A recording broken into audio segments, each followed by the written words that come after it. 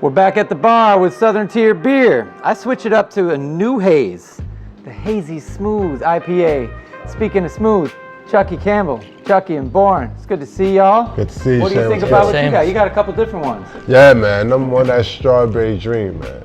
It's nice, man. I'm a big fan of the Southern Tier double IPA. Smooth, nice stuff. Smooth indeed. Well, it's great to see y'all on stage again, man. I mean, we've rocked from Niagara Square with Slow Roll, but you've taken it intercontinental, right? So, man, I mean, what did you say? 46 states you hit just in the year before the shutdown or so? Yeah, we've been to 46 states and 3 countries with the band and just traveling around a whole lot. We got off most recently a West Coast tour with the Black Den, and it was a fruitful tour. Probably one of our best turnouts. Yeah. You know, yeah. really worked well. Showed up. Yeah. Showed up. And then the shutdown happened. So, you know, like everybody else in the gig economy, we decided that it was time to figure out some alternative ways of doing things and working through it. You found other ways, kind of new ways, working virtually. We focused heavily on video work because we thought at this time, you know, since we can't travel and we made primarily our bread and butter off traveling, the touring, the live show, creating a narrative with the live show, that we needed to go a different direction to kind of build a new audience. By the time this was over, when we go out, we're playing to filled rooms instead of rooms that might have dissipated or we lost a little bit of that momentum we had. I mean, I remember the first time seeing Porch Fest on Elmwood, and that whole energy coming off a porch on Elmwood was pulling people from all over. What kind of challenge has that been to really get the essence of your music when you could only, had to work without a crowd? Right. This is we're feeding off of that crowd, and these guys deserve like a ton of credit because they bring a lot of that energy. The big horn sound. And there's something about hip hop that has brass in it.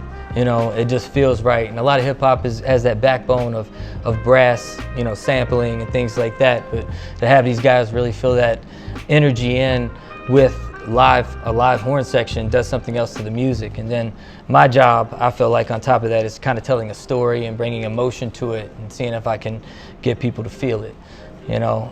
Porch Fest, I loved Porch Fest. It's all that is one of my favorite things that we used to play at. And we do a lot of like fundraisers and things for the cause. And these guys, they follow me and luckily, are down the way I'm down for those kinds of things.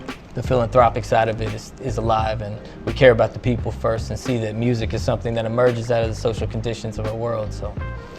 Right on. And Born, I mean, Chuckie's talking about the commitment that y'all have with him through philanthropic gigs, through humble touring. What inspires you to go so in with him? It's really about the collective message, the idea of universal citizenship.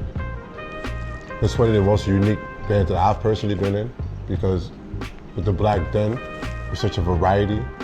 And with Chuckie Campbell leading that charge, when they see us, they don't see it coming. It's like they see me, they see my cousin Emilio, and I'm pulling out a trombone and he's pulling out a trumpet, and he's on the front rapping, and Damone's in the back playing the drums.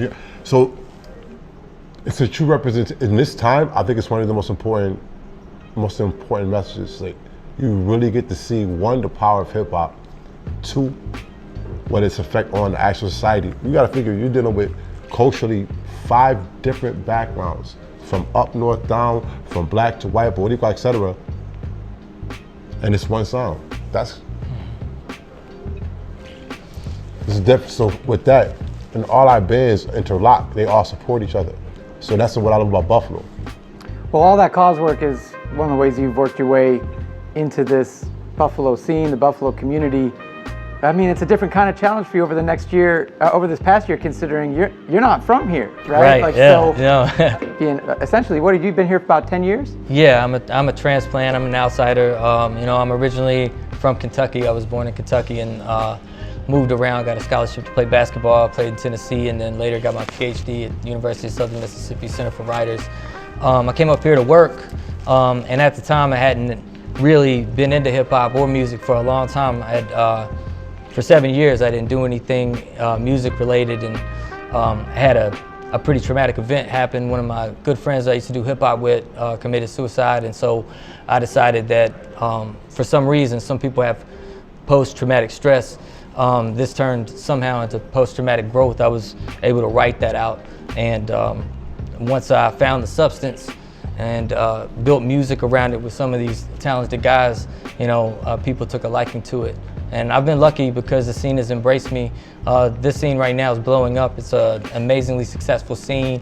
You can talk about the big guys like Griselda, but there's also a lot of really awesome artists here doing great work. You know, a lot of other people like really building the seed and creating good spaces for people to get out and really experience hip hop, you know, and build that feeling. And hopefully, once all of this has come to its fruition and we've gotten through it a little bit, that those things come back and we can rejoin each other as a community, really come together.